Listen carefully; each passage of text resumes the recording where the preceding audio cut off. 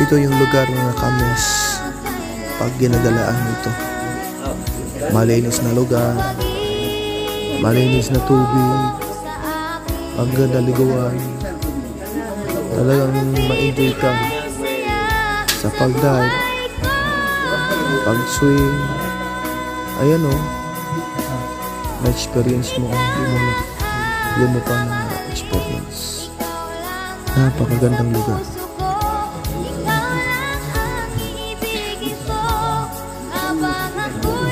Oh, enjoy yun. Maliligo dito. May hanging breaks.